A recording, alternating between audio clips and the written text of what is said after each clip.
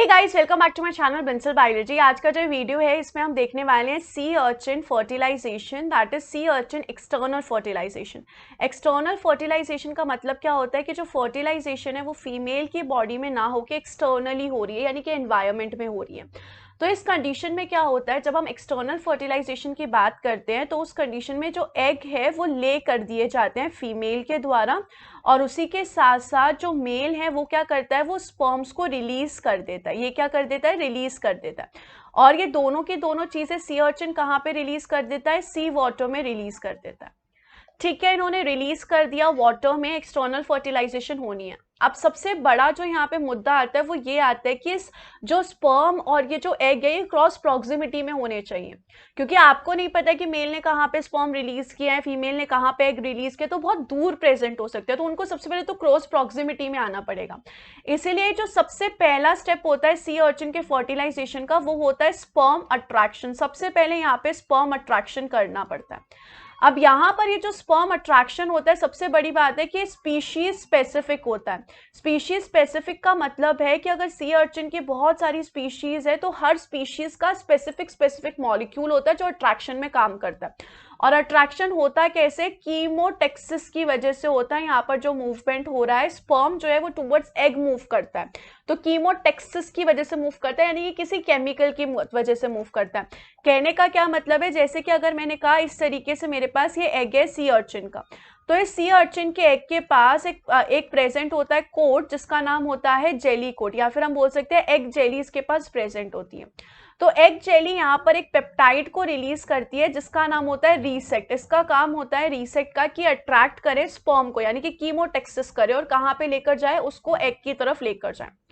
ये जो रीसेक्ट है एक पेप्टाइड मॉलिक्यूल होता है, और कितने अमाइनो एसिड से बना होता है, ये टोटल 14 अमाइनो एसिड से बना होता है। इसका एक और नाम भी होता है, दैट इज SAP। SAP का मतलब क्या होता है, स्पर्म एक्टिवेटिंग पेप्टाइड। ऐसा पेप्टाइड है जो कि स्पर्म को एक्टिवेट कर रहा है और कहाँ पे लेकर आ रहा है, एग की तरफ लेकर आ रहा है। तो यहाँ पर अगर क्वेश्चन आ गया which molecule responsible for sperm extraction in sea urchin, that is यहाँ पर क्या होगा, रीसेक्ट होगा। तो यहाँ से अगर समझिए ये जो एग जेली है इसने रिलीज किया है रीसेक्ट को, तो मैं कह सकती हूँ जैसे जैसे डिस्टेंस बढ़ेगा, जैसे जैसे एग से डिस्टेंस बढ़ेगा वैसे वैसे ही रीसेक्ट की कॉन्सेंट्रेशन भी कम होती जाएगी। तो मैं अगर यहाँ पे ग्राफ बनाऊं तो इस तरीके से मेरे पास ग्राफ बनेगा, जैसे जैसे एग से डिस्टेंस दूर हो रहा है वैसे वैसे यहाँ पर क्या हो रहा है, रीसेक्ट की कॉन्सेंट्रेशन भी कम कम कम होती जाती है। तो अगर मैं यहाँ पे कहूँ, समझिए मेरे पास यहाँ पर इधर एक स्पर्म प्रेजेंट है, यहाँ पर इधर एक स्पर्म प्रेजेंट है, और यहाँ पर इस तरीके से एक स्पर्म प्रेजेंट है, फर्स्ट सेकेंड और थर्ड।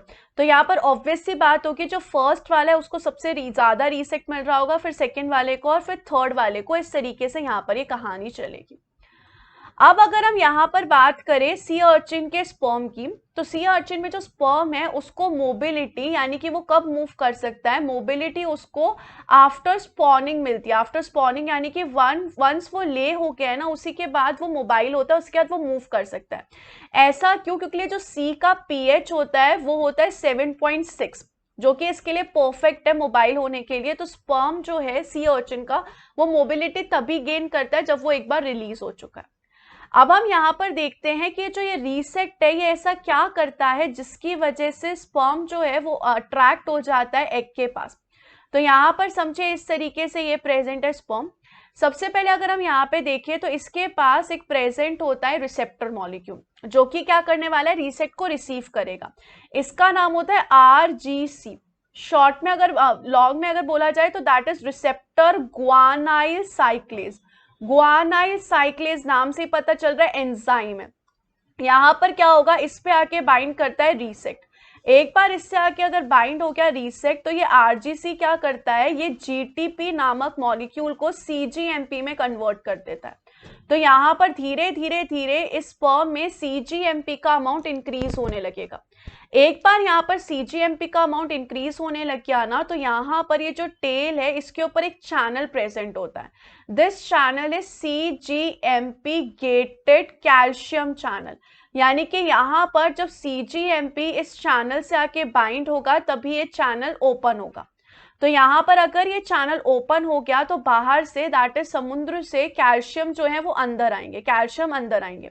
तो मैं कह सकती हूँ कि धीरे धीरे धीरे कैल्शियम का अमाउंट भी इंक्रीज हो रहा है। तो फिलहाल सेल के पास दो चीजें हो चुकी है, एक तो सेल के पास CGMP का अमाउंट भी बहुत हाई है, उसी के साथ साथ कैल्शियम का अमाउंट भी क्या हो चुका है, सेल में हाई हो चुका है। अब ये दोनों मिलके यहाँ पर सेल में दो रिस्पॉन्स करवाएंगे। सबसे पहले यहाँ पे स्पर्म में एटीपी की सिंथेसिस करवानी पड़ेगी, क्योंकि एटीपी तो चाहिए ना, अगर स्पर्म को इतना ज्यादा मूव करके जाना है तो इसको एटीपी चाहिए। तो यहाँ पर ये क्या करते हैं, ये एक्टिवेट करते हैं माइटोकॉन्ड्रियल एटीपी जनरेटिंग अपैरेटस को। माइटोकॉन्ड्रियल एटीपी जनरेटिंग अपैरेटस को बोलते हैं कि भाई तुम एटीपी बनाना शुरू करो, दूर जाना है यहाँ पर। तो इस तरीके से यहाँ पे इसको पॉजिटिव मैसेज देते हैं। उसी के साथ साथ ये पॉजिटिव मैसेज देते हैं डाइनिन एटीपीएस को। डाइनिन क्या होता है, एक ऐसा मॉलिक्यूल है जो टेल में प्रेजेंट होता है और टेल के मूवमेंट में मदद करता है। टेल मूव होगी तभी तो स्पर्म आगे पहुंच पाएगा। तो और इसको क्या लगेगी, एटीपीएस लगेगी, तो इसको भी ये पॉजिटिव मैसेज देता है। इसकी वजह से जो स्पर्म है वो कहाँ पे चला जाएगा, अट्रैक्ट होके एग जेली के पास और एग के पास पहुंच जाएगा। तो जो सबसे पहला प्रोसेस था कि हमें यहाँ पे क्या करना पड़ेगा, स्पर्म को अट्रैक्ट करना पड़ेगा टूवर्ड्स एग, सो दैट यहाँ पे फर्टिलाइजेशन आगे हो सके। तो वो इस तरीके से होती है। सो आई होप आपको बहुत अच्छे से समझ में आ गया। अगर मैं फिर से बोलूँ तो यहाँ पे क्या हुआ, इस तरीके से एग जेली थी, एग जेली ने यहाँ पे रीसेट को रिलीज किया। रीसेट एक पेप्टाइड है जो आरजीसी से बाइंड हुआ, आरजीसी ने सीजीएमपी बनवाया, सीजीएमपी ने कैल्शियम का अमाउंट बढ़वाया और इन्होंने दो चीजें की, माइक्रोट्यूब्यूल एटीपी अपैरेटस को एक्टिव करवाया और एटीपी अपैरेटस को और डाइनिन के एटीपीएस को, दोनों ने मिलकर यहाँ पे क्या करवाया, स्पर्म का मूवमेंट करवाया, जिसकी वजह से यहाँ पर स्पर्म जो है वो अट्रैक्ट हो गया। तो इस तरीके से यहाँ पर ये पूरी कहानी जो है चलती है। आई होप गाइस आपको